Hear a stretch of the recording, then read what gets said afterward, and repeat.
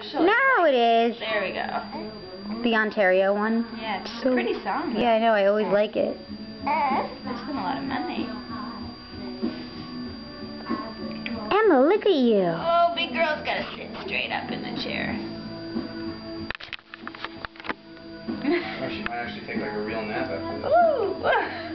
Say hi, Ariel. Look at you eating so well. And watching TV at the same time. That's not a good habit, is it? Not a good habit. Getting so big, Emma. This is Emma's second bowl of cereal.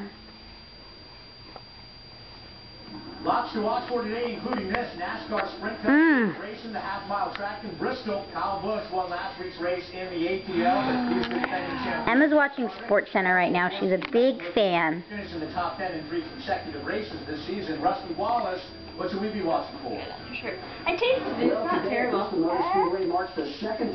Kind of like... Here's Mama and Dada and Uncle Jay. Monkey Pig.